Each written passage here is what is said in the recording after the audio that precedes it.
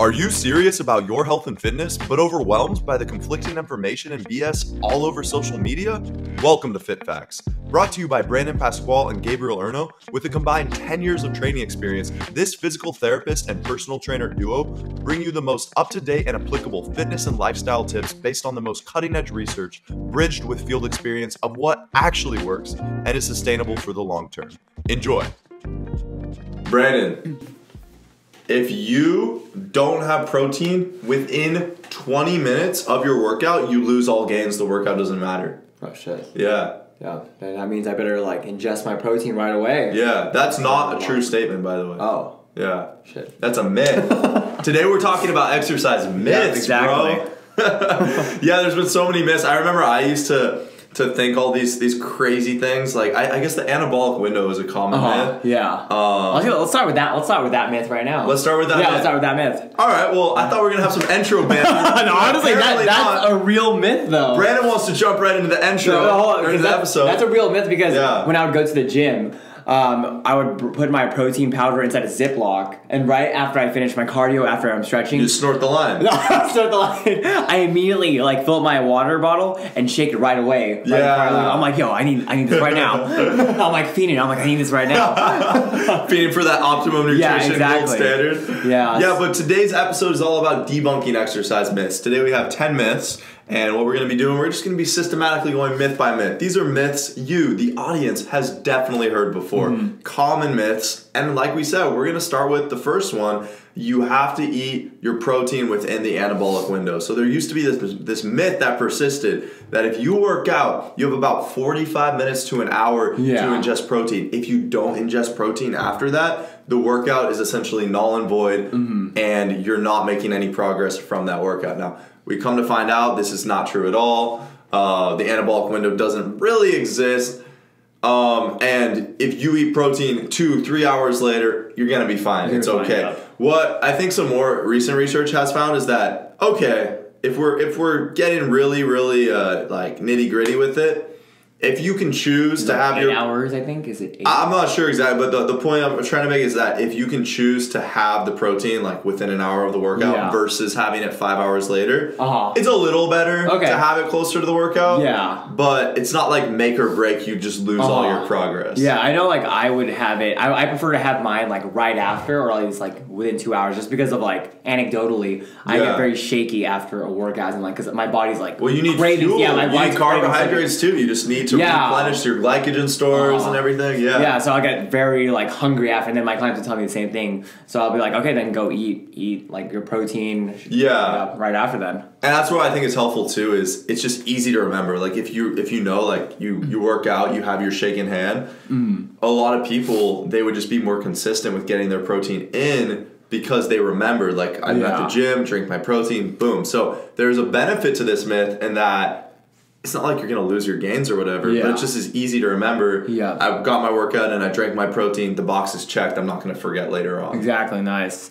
And the second one is that you can spot reduce fat. You can't spot reduce fat? You can't spot reduce fat. If I want to lose weight on my core, shouldn't I just do crunches all the time?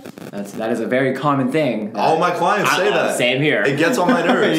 Because you can't spot reduce fat. It's genetically stored. Some people, the last place they lose fat is going to be on their midsection. Yep. Some people are very blessed. There's women out there where they store most of their fat on their butt, and that's awesome. Like they're happy about that. I know other women, they lose fat on their butt first. The last place they lose it on the midsection. So, you know, some people are more and less fortunate just genetically with where they hold fat. But the thing is you can either lose fat, gain fat, or stay the same.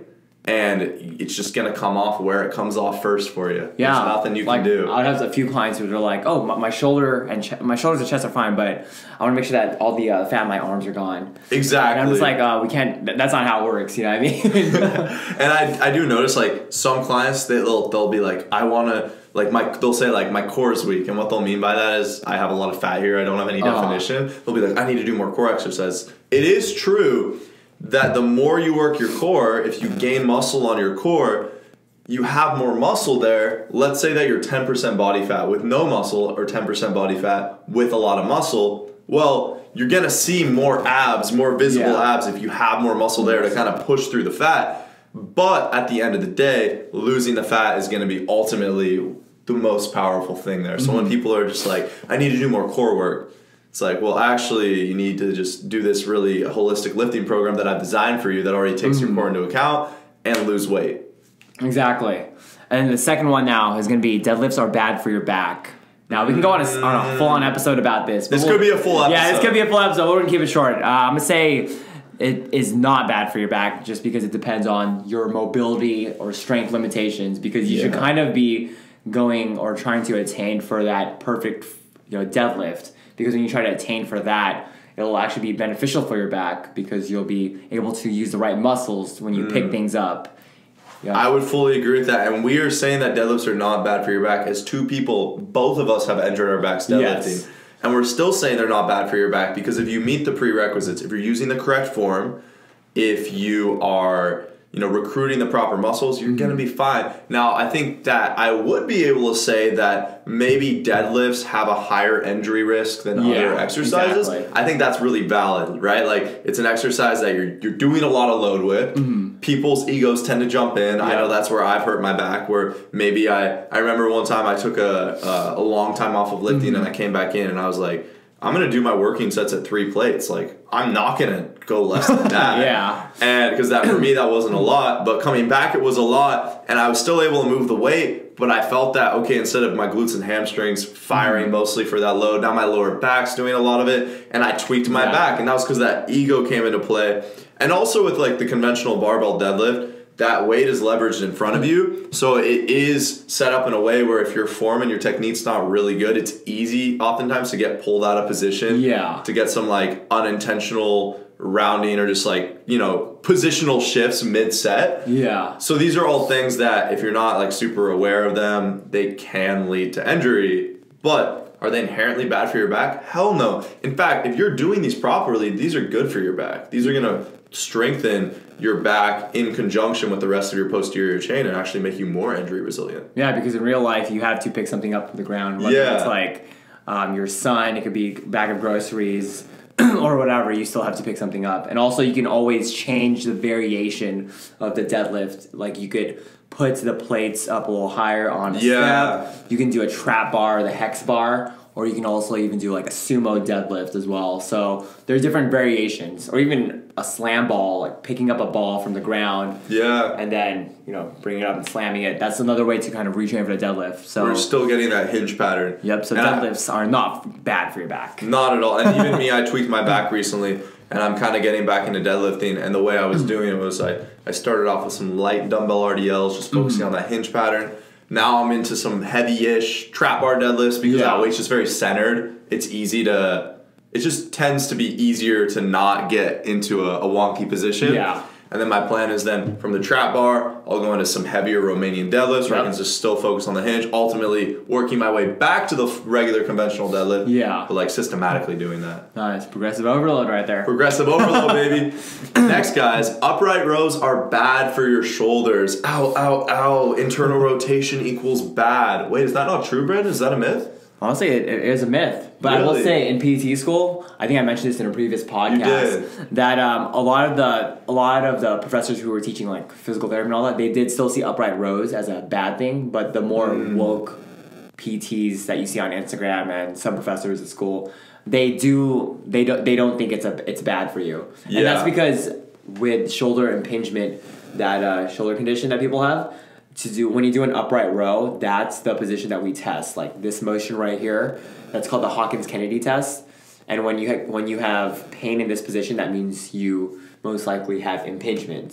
So that's what we test for, and that's probably one of the reasons why you see stuff where it's like, oh, upright rows are very bad for you. But I don't think it is, especially if you have been training that movement for a while, because it's same answer. Like, it depends. Have you been doing any kind of internal rotation and shoulder abduction ever? If you have not, then it's gonna be bad for you. So you want to definitely ease into it. Maybe don't go too far into internal rotation. Or again, if your workout program primarily consists of internal rotation, a lot of bench press, upright rows, forward front raises for the shoulders, and you're not doing any external rotation rows, just shoulder openers, then that's also going to disproportionately lead to that impingement, get you closer to maybe having that happen. And I have a question though for you. So what was the name of this test you said? Hawkins-Kennedy. So with the Hawkins-Kennedy, you're essentially, you have your humerus is adducted, right? Adducted like this, yeah. Yep, and then you're bending your elbow 90 degrees, and then from there you're pushing your arm on your forearm. You're pushing that down, and trying to resist that. Yeah, it's someone else doing it for you though. That's the thing. You're not resisting. Do it for me right now. If I were to do it for you right now, fully relaxed. You got to be fully relaxed. So I'm actually adducting you a little more. Okay. And I'm bringing it in all the way there. Yeah. I feel pain. You feel pain right there? Yeah. So that would mean shoulder impingement. But the thing about like physical therapy tests is we use clusters. So I'm going to take that into my account for if I were to diagnose you with shoulder impingement. Yeah. And I'm going to take account for all the other tests like your range of motion, your current workout program, how your symptoms are. So it's really, that doesn't mean like, oh, you have shoulder impingement for sure. Okay. Yeah. But if somebody does have shoulder impingement, they probably should be very careful with a movement like an upright row. I think the point that we're making is that that's not a bad movement. There's no bad movement. No. People who demonize movements, they're really taking away the fact that the human body is really resilient, it's really powerful, and it's not like one movement equals bad.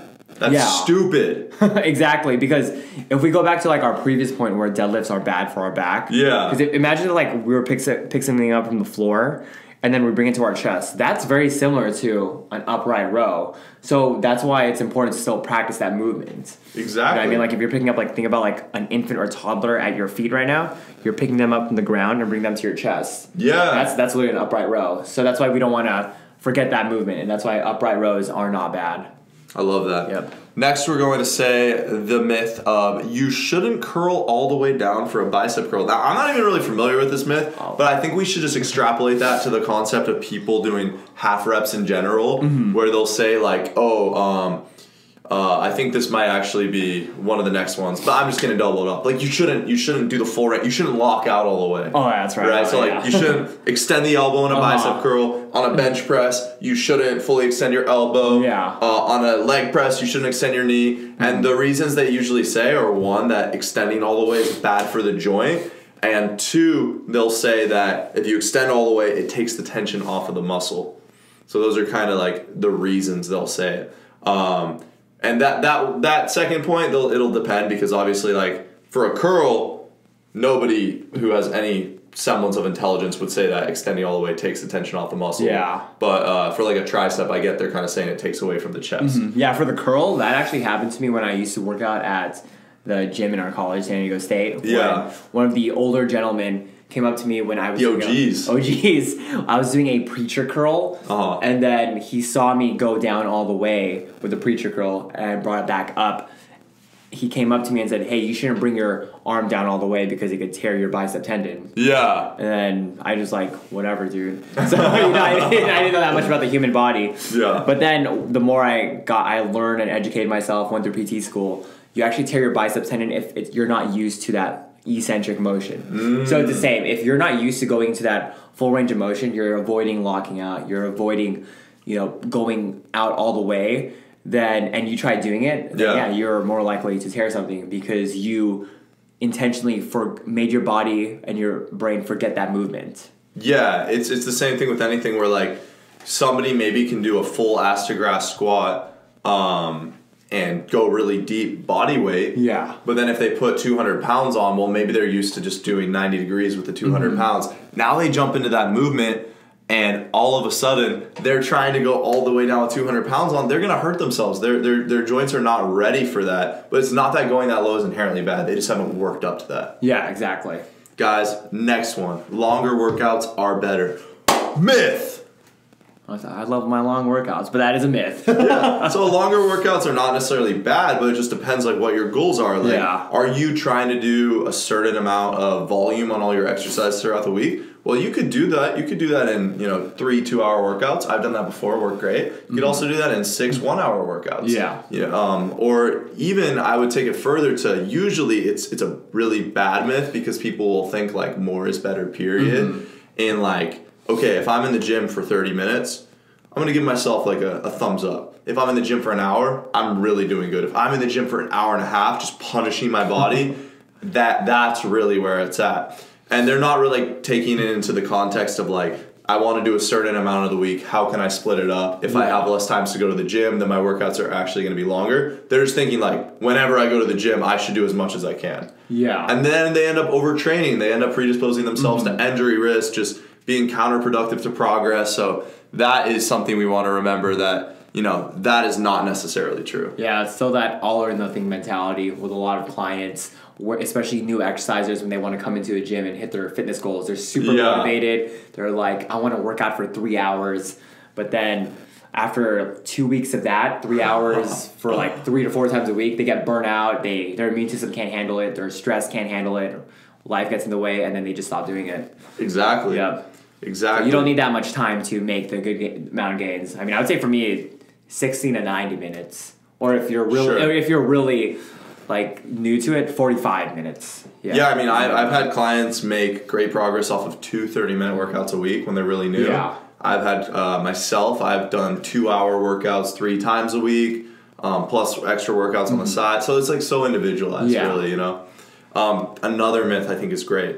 The scale isn't going down, so I'm not making fat loss progress. That's a big one. That couldn't be farther from the truth. Oftentimes.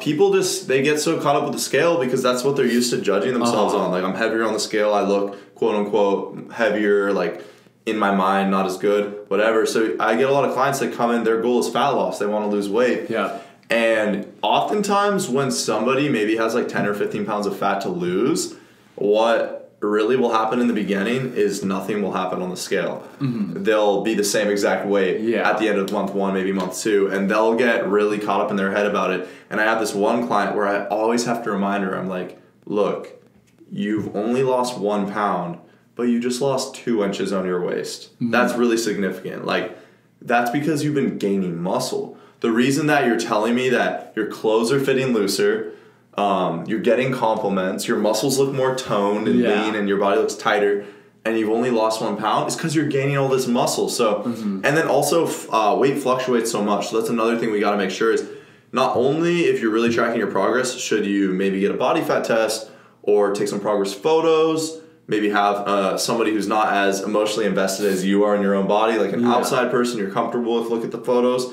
Or what I think is number 1 is just taking some circumference measurements on like your waist, if you're a guy, your chest, arms, legs, things like that.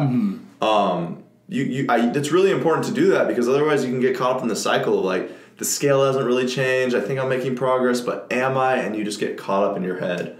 And it can be really demotivating to a lot of people. Especially if you're looking at yourself every day, there's no way you're going to see yourself change as much versus like someone actually seeing you, like your roommate, or maybe not even roommate. I would say if you have like family that lives like in a different city, go visit them like once a month or something, and then that's where you can see changes. Like with one of my personal training clients, she always goes home to LA, from San Diego to LA, like every other month. Oh, okay. And then she always gets like compliments every time she comes back. So I was like, oh, that's a lot better, because every time she's with me, she always tells me like, I feel like nothing's happening. Yeah. But then when she goes home and when she comes back after, she's like, okay, something's happening. It's like the same conversation all the time. Yeah, it can be really, people can just get in their heads about it a lot. Yeah. The next myth we'll be talking about is heavy weight will make women bulky. Oh, that's a big one right now. there. This is something I think is less believed now. I think with the advent of social media, you see all these fitness influencers, they lift weights and they look amazing. Their bodies look great. They don't look crazy jacked. It's like a beautiful, like attractive body. Yeah. So women are starting to realize like, okay, it's not like I lift weights, I'm going to look like Arnold. Yeah. But that is something that still people believe. And even I've had a good amount of male clients who come in, and I'm talking to them like, what's your goal? And they're like, I want to get fit, but I don't want to get too muscular. Hey, you should have told them, hey, don't worry, you won't. Yes! Seriously, that's what I'll tell them in a nicer way. Yeah. Of course. Sometimes I want to be an asshole, but I never am. I'm like, well, muscle gain is actually hard and requires a lot of consistency and is a gradual process. So you're not just going to wake up one day and say, I got too jacked. Oh, no. Yeah. We'll know plenty before that happens if we're approaching that. And most people are never going to approach that. I remember I had this one client. His name was Beep. I'm not gonna actually say I was like, damn, you gotta call someone out. But he was this guy. He would come into the workouts 20 minutes late. He would leave 10 minutes early. He'd be like reeking of cigarettes. He'd tell me I'm not making progress. I'd be like, well, you don't try in the workouts either. You stop like 10 reps before failure. You tell me you eat Chipotle once a day and smoke hookah. That's your whole diet. And this guy one time was like, I wanna get muscular, but I don't want to look like I can say this guy's name, Trey. Trey was the fitness manager at the first gym I worked at. And Trey, he's like, you know, really jacked, been putting in a lot of time. Yeah. He looks at the guy, he's like, that's never gonna happen. Don't worry. He was just like, what the hell? Like, I know, right? This guy was like so disciplined with his diet, his supplements, his regimen, everything. So it's like, oh, that won't happen to you. Yeah. That's funny because I do have a lot of it's literally a lot of like female clients that do say that. Yeah. Where they look at like one of the more like physique oriented trainers, like trainers with better bodies, like looking super muscular at my other commercial gym that I used to work at. And then they would always be like, oh yeah, I don't want to look like her. And then in my head, I just really want to say, it won't happen. Yeah. Because like that lady, first of all, that lady's like working out like 6 times a week. So, you know what I mean? And there are rare exceptions where that actually can happen. It's so rare though. We're talking like statistical outliers, like less than 1% of the population. So you listening, you are almost certainly not one of those people. Yeah, but if you aim to look like that, you will probably look a lot better than how you are right now. And you'll probably be happy with your body too. Yeah, exactly. You'll be like, oh, I like how this looks. Yeah, it's like when you want to be rich or gain money. Some people say like, oh, I don't want to have $1 billion because I'll get taxed. But you can aim to become a billionaire or aim to become a billionaire. Who has ever said I don't want to have $1 billion because I'll get taxed? I know, exactly. That's so dumb. It's like not everyone wants to get $1 billion. That's very okay. There's totally fine to not want to be a billionaire. But if you don't want to be a billionaire because you're going to get taxed, that's stupid. Yeah, that just came out of my head. I'm like, I'm being a hater right now. I know, you are being a hater. That's stupid. But anyway, guys, I don't think these were 10 myths. This might have been 7. This might have been 9 myths. But we got some myths out of the way. I'm sure that you probably believed some of these before. Brandon, I know I have. Oh, which one did you believe most? I believe the longer workouts are better for sure. Actually, I believe that too because I used to do 3-hour workouts. There you go. Yep. There we go. But it's not true. It's not true. So don't listen to these myths. If you're listening on Spotify, Apple Podcasts, or Google, thank you so much. Please shoot us a 5-star rating. It helps so much. We're trying to build this podcast into an empire to where we can just give that quality content to you all and just help more people. So appreciate you all for listening. If you're on YouTube, like, comment, subscribe. Comment what one of these myths that you used to believe are, and we'll see you all in the next episode. I'm Gabe. I'm Brandon. Peace.